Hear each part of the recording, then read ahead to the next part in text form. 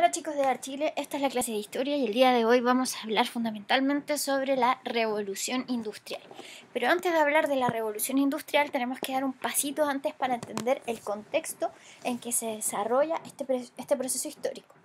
Vamos a tener que primero surge esta idea de progreso infinito gracias a una época de muy alto optimismo, especialmente para la burguesía, quienes a través de las reformas liberales y luego de la Revolución Francesa, donde pudieron obtener derecho a la propiedad, comenzaron a incrementar bastante fluidamente sus capitales y en poco tiempo ya estaban equiparados a lo que antes había sido la aristocracia, al menos en cuanto a la cantidad de bienes que poseían.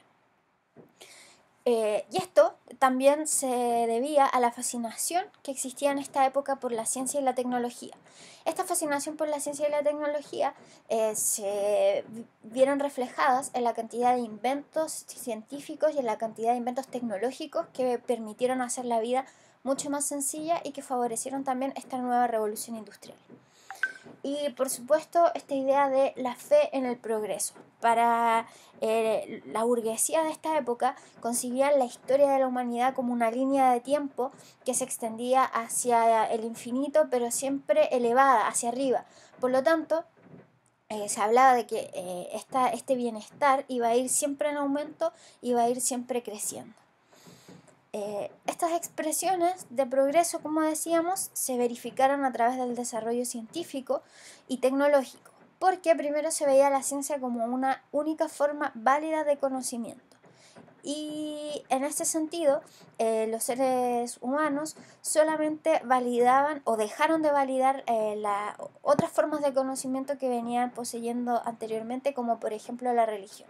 En este momento de la historia dejó de ser importante la religión y se pensaba que solamente eran creencias y supersticiones. Por lo tanto, se le derivó a la ciencia y a la visión objetiva del mundo, sobre todo a través del método científico, se otorgó la única validación de conocimiento. Y por otra parte también las ciencias comenzaron a especializarse cada vez más. Antes podíamos encontrar sujetos que podían desarrollar muchas actividades, podían ser desde pintores hasta ingenieros, pero en esta época van a comenzar a especializarse cada uno en su propia ciencia, lo que no quiere decir que no trabajaran en conjunto para ciertos desarrollos científicos. También va a existir una nueva mirada o van a surgir nuevas miradas intelectuales. Por una parte vamos a encontrar el positivismo, que va a ser la corriente filosófica que va a exaltar el método científico y la va a concebir como la única forma de adquirir conocimiento. En este sentido, entonces, se va a exaltar la razón por sobre la fe y también la objetividad. Se va a considerar, como decíamos, que la observación de la naturaleza, la observación de los fenómenos que ocurren en nuestro mundo van a ser la única forma real, veraz de conocer, de adquirir conocimiento. Otra corriente, otra mirada intelectual de la época va a ser el materialismo histórico, según la cual la historia siempre debe interpretarse como una eterna lucha de clases donde un grupo que no posee el capital tiene que validarse o tiene que entregar sus fuerzas de trabajo al grupo social que sí posee este capital y por lo tanto ahí se van a generar estas luchas de clases porque los que tienen el capital nunca van a querer entregar de manera sencilla o van a querer repartir los bienes que están adquiriendo de manera igualitaria para todas las personas. Otra corriente de la época importante es el darwinismo social. Según esto, se legitima la denominación de pueblos civilizados sobre aquellas naciones o aquellos pueblos que se consideran incivilizados. Entonces aquí se va a legitimar, por ejemplo, la dominación de los pueblos europeos, de las naciones europeas, a los países africanos. Y también otra mirada intelectual que va a surgir en la época con mucha fuerza es el psicoanálisis. El psicoanálisis fundamentalmente busca hacer la explicación científica del comportamiento humano y que quiere explicar de qué manera los impulsos biológicos de los seres humanos chocan con las imposiciones sociales que le limitan a realizar ciertas acciones que los seres humanos quisieran realizar de manera libre. También surge en esta época, o por esta época, la denominada Belle Époque, que va desde 1871 a 1914. En 1914 vamos a ver en clases posteriores que estalla la Primera Guerra Mundial. Este no solamente se denomina un periodo histórico, sino que también era un estado de ánimo de una nación. Y este estado de ánimo de la bella época se dio fundamentalmente en Francia. París fue el centro del mundo en cuanto a la cultura. En este caso, además de todo el resto de las industrias que se van a estar generando, va a surgir la cultura del entretenimiento o la industria del entretenimiento. Por lo tanto, aquí va a surgir la bohemia, va a surgir el cine, el teatro, la música, el arte con mucha fuerza, porque los sujetos, como ahora tienen un poco más de tiempo, porque no tienen que invertirlo todo en estar trabajando, entonces ese tiempo que dedican al ocio, también lo van a invertir en divertirse y en pasarlo bien. Va a haber entonces un gran gusto por el lujo, por tener bellas obras de arte, por tener bellos ornamentos, por poder mostrarse, por poder lucirse. En esta época es cuando la burguesía empieza a adquirir el protagonismo, por lo tanto le encanta vestir lujosamente, tener joyas y poder mostrarla precisamente en estos lugares de entretenimiento, como decíamos, la ópera, el teatro, a todos esos lugares eh, donde les gusta participar. Y también, bueno, surgen en esta época los cabarets, donde teníamos esta música y estos bailes como el cancán, eran lo más que había en esa época. También, como la burguesía se siente orgullosa y optimista por sus logros, siente que necesita mostrarlos a todo el resto de las personas. En este panorama, más o menos, vamos a ver introducida el concepto de revolución industrial. ¿Cuáles son las características generales de esta revolución industrial? Que va a comenzar a surgir una nueva forma de producción. En este momento, la máquina va a reemplazar a las herramientas y más tarde va a reemplazar a los obreros, y la fábrica va a reemplazar al antiguo taller. Lo que antes se realizaba en la casa de cada individuo, de cada maestro, de cada artesano, ahora se va a desarrollar fundamentalmente en la fábrica. Va a haber un surgimiento importante del trabajo asalariado. Ahora ya no van a ser los artesanos que van a producir para ellos mismos, para la ganancia de su familia, sino que van a entregar su capital, el único capital que tienen, que es su fuerza trabajadora, para entregársela al burgués, y este, a cambio de su trabajo, le va a dar un salario. Va a haber también una fuerte transformación de los espacios. Las ciudades van a comenzar a crecer, los campos van a comenzar o los terrenos cultivables también van a empezar a escasear o van a reducirse, porque va a haber también una gran explotación de la industria de la madera, por ejemplo. Se van a talar grandes extensiones de bosque, también se va a intervenir la tierra en búsqueda de minerales como el hierro o como el carbón, por ejemplo. Y también va a haber una expansión del mercado. Anterior a la revolución industrial teníamos que la economía era muy familiar. Las personas adquirían bienes y servicios para las necesidades de su familia fundamentalmente. Ahora no. Ahora los mercados se van a ir extendiendo y los productos también que tiene la industria para ofrecer también van a ir aumentando. Vamos a tener que antecedentes de la revolución industrial, o como principal antecedente, va a estar la expansión agrícola, con la creación de nuevas maquinarias y también el uso de nuevos materiales. Por ejemplo, se sustituyeron los arados de madera y se cambiaron por arados de hierro, con lo cual se generó una mejora en la producción agrícola y por lo tanto había mayor disponibilidad de alimentos. Y también va a haber un cambio de las estructuras agrarias. Generalmente existían los terrenos que pertenecían a un solo hacendado y que éste explotaba con la utilización o el empleo de manos de obra, y también aquellos campos, aquellas extensiones que eran de explotación comunitaria. Con la idea de la propiedad privada, con la transformación de la economía a la propiedad privada, vamos a tener que es un señor burgués que va a poder tener grandes extensiones de terreno y que va a dominar todos los grandes cultivos de materias primas. También va a surgir un gran crecimiento demográfico. De hecho, se habla de que en una década, entre principios del siglo XIX y principios del siglo XX, en un siglo, la población aumentó 3 veces, se triplicó la población. Y esto debido, como ya vimos, a las mejoras de las técnicas agrícolas, lo que permitió que la gente ya no muriera de hambre. Uno de los grandes problemas de la Europa anterior a la Revolución Industrial eran las hambrunas, eran las pestes. Sin embargo, se desarrollaron las primeras vacunas que fueron acabando con las pestes, y sobre todo un cambio muy significativo fue la mejora en la evacuación de las aguas servidas. Por primera vez se les ocurrió separar el agua potable de las aguas servidas, y con esto se disminuyeron considerablemente las plagas y las epidemias. Y también va a surgir en los sujetos una nueva mentalidad que va a estar desarrollada fundamentalmente en esta idea de progreso infinito, como decíamos hace un rato. ¿Cuáles son las etapas y la expansión de la revolución industrial? Primero vamos a hablar de la primera revolución industrial, y esta va a estar encabezada y va a estar protagonizada por la introducción de la máquina de vapor. Sin la máquina de vapor no habríamos hablado de primera revolución industrial. Y esta máquina de vapor se introdujo por primera vez en la industria algodonera y agilizó el proceso de manera tremendamente significativa, lo que generó que los textiles ingleses se convirtieran en textiles de muy buena calidad, y como eran producidos con maquinarias, ya se producían en la mitad del tiempo. Por lo tanto se reducían significativamente los costos. Por lo tanto, la industria algodonera inglesa tenía una presencia súper importante en todos los mercados.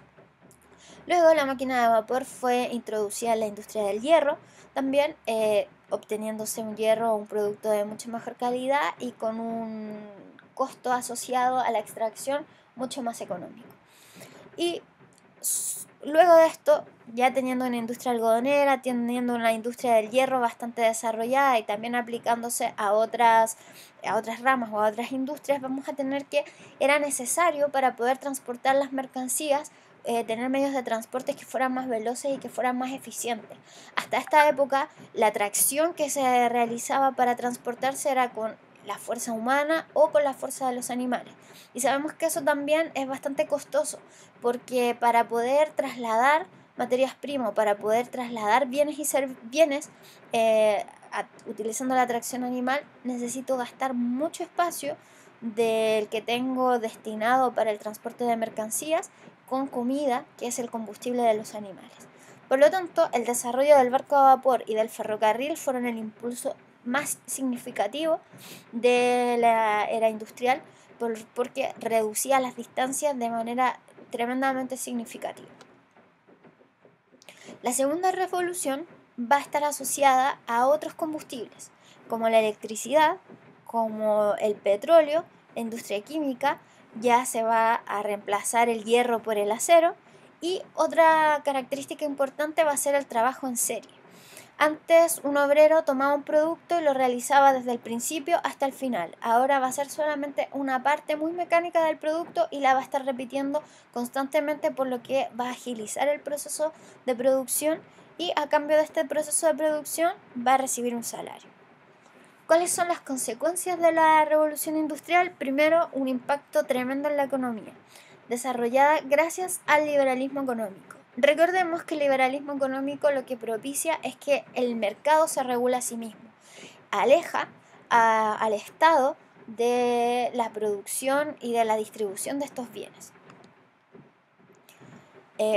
Por otra parte, el desarrollo del sistema fabril.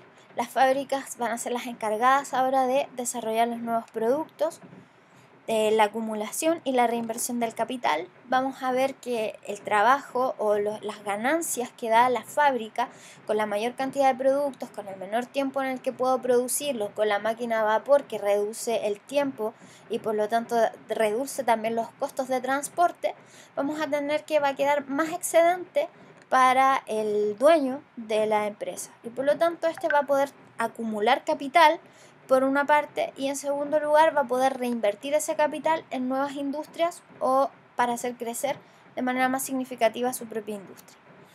También, como se van a acumular los capitales, van a surgir las entidades financieras que van a a guardar los dineros y también van a hacer préstamos cobrando intereses. Y va a surgir el auge entonces de la iniciativa privada, como decíamos, dejando de lado y obviando al Estado de este proceso. Todo parece muy bello, de hecho la consideramos la bella época, sin embargo, todo beneficio siempre tiene un precio bastante fino que pagar.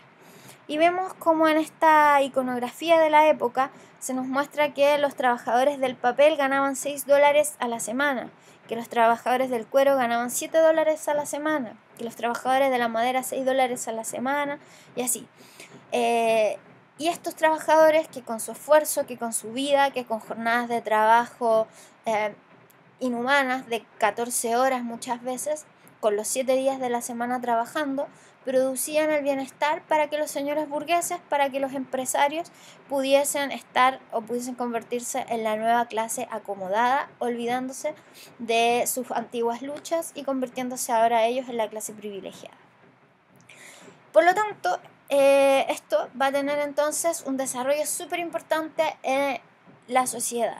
Y así vamos a tener que la sociedad industrial y los nuevos grupos sociales van a tener primero la consolidación de la gran burguesía como el grupo más privilegiado y el grupo preponderante de la época. También va a existir el desarrollo de la mediana y la pequeña burguesía.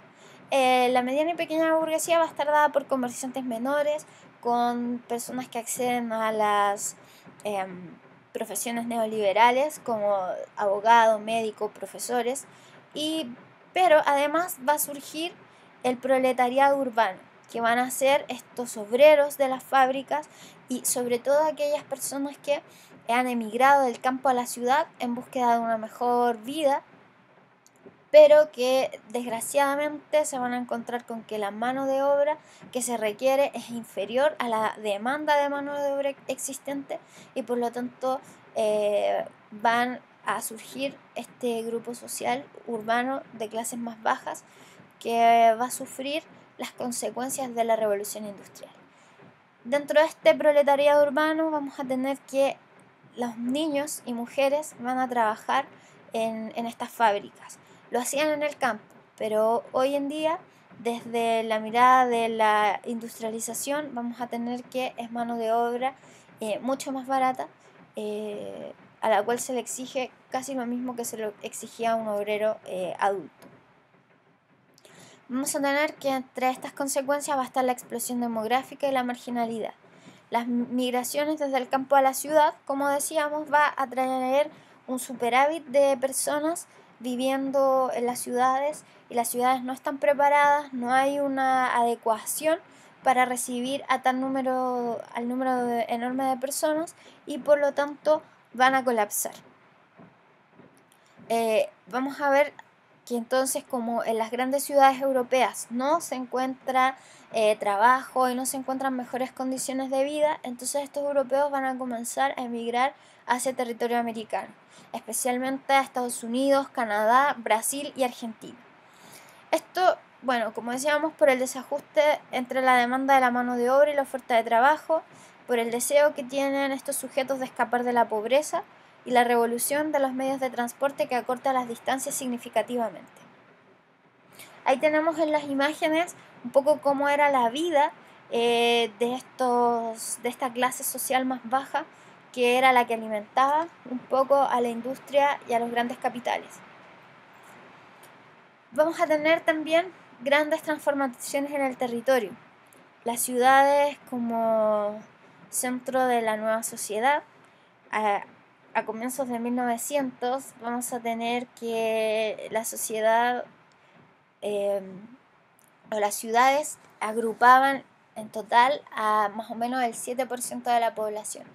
Ya a mediados de 1800 vamos a tener que ese número alcanza el 25%. O sea, en muy poco tiempo casi se cuadruplicó la población que vivía en las ciudades. Y en la imagen tenemos la visión de Manchester, de la ciudad de Manchester en Inglaterra en 1820, donde podemos ver grandes espacios libres, y en contraste con la misma ciudad de Manchester en 1857 está plagada y repleta de industrias. Bueno, la transformación en la vida cotidiana, más allá de lo que ocurría en las industrias, vamos a tener que el uso del vapor en los transportes, el ferrocarril y la navegación va a permitir que las personas puedan trasladarse y puedan viajar y conocer otros lugares debido a los avances que representa esta tecnología. De hecho, si vemos en la infografía, tenemos los acelerados cambios vividos por la tecnología de finales del siglo XIX. Y así vamos a ver que en un poco más de 30 años los barcos van a modificar sustancialmente sus capacidades, es decir, de 5 toneladas o de 5.000 toneladas que eran capaces de soportar van a llegar a soportar 31.000 toneladas.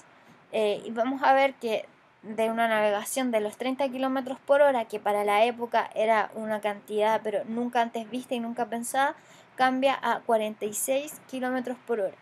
Y así también la cantidad de pasajeros que pueden viajar se hace notoriamente más o aumenta visiblemente. Y vamos a tener que también en esta época se crea la electricidad en las comunicaciones, lo que se va a ver reflejado en la invención del telégrafo, que permite comunicarse con largas distancias, y también va a surgir el alumbrado público. Como decíamos, no todo es miel sobre hojuelas, y vamos a tener que también esta revolución industrial va a tener un impacto tremendamente significativo en el medio ambiente. Cambio significativo que va a llegar incluso hasta los días de hoy. Vamos a tener que hay un cambio en la explotación del suelo, vamos a tener también la contaminación de las ciudades industriales, contaminación que por una mala gestión y por un desconocimiento va a ir a parar generalmente a los ríos, los cuales van a sufrir las consecuencias, y la contaminación de los recursos naturales, bueno, decíamos, ¿cierto?, el aire, los ríos, etc. Una de las causas más importantes de la contaminación de las aguas son los desagües de las ciudades y los desechos industriales. Esta contaminación en cadena afecta el hábitat de todos los seres vivos que existen en los alrededores. Los principales medios que se utilizan para el transporte también son nocivos para el medio ambiente, ya que producen gases tóxicos. ¿Qué pasó en Chile con la industrialización? Vamos a tener que la industrialización o el periodo fuerte de la industrialización europea coincide con la independencia de Chile. Y vamos a tener que la industrialización en Chile va a estar caracterizada por los ciclos de expansión económica en el resto del mundo. Porque en Chile, o porque Chile fundamentalmente se dedicó o basó su economía en la exportación de materias primas. Por lo tanto, dependía sí o sí del bienestar de otros países para poder crecer o para haberse enfrentado a crisis, porque era la demanda de estos países europeos o de estos otros países a los que Chile le vendía su materia prima la que determinaba cómo estaría la economía. Y así podemos hablar de los ciclos de expansión económica. Vamos a decir que entre 1850 y 1860 Chile se focalizó en la exportación de cereales como el trigo y de algunos minerales y metales como la plata y el cobre. Y que a partir de la década del 80 vamos a tener un auge en la industria del salitre, lo que va a traer bastante prosperidad a las arcas chilenas. Vamos a tener que el desarrollo de la infraestructura productiva en Chile va a estar fundamentalmente visualizada en la hacienda, en los lugares, en los fondos que podríamos llamar, y que va a estar enfocada en esta producción agrícola. También se va a desarrollar una importante red ferroviaria a partir de los excedentes que deja el salitre. Los presidentes de aquella época van a gestionar y van a establecer una línea ferroviaria que va a unir o que va a conectar prácticamente a todo el país. La primera locomotora o el primer tren en Chile se inauguró en 1851. Vamos a tener también que va a surgir el alumbrado eléctrico, que si bien también llegó en 1851 a Chile, no va a ser hasta y que se usó en su primera etapa con la finalidad de intercambiar o del uso del telégrafo, no va a ser sino hasta 1883 cuando por primera vez los chilenos vean la Plaza de Armas alumbrada por este alumbrado eléctrico. Y otro detalle importante de la focalización industrial es la creación de la Sociedad de Fomento Fabril, que es una institución que buscaba o que proponía al Estado que interviniera en la industrialización, que financiara las posibles industrias que podían surgir dentro de nuestro país.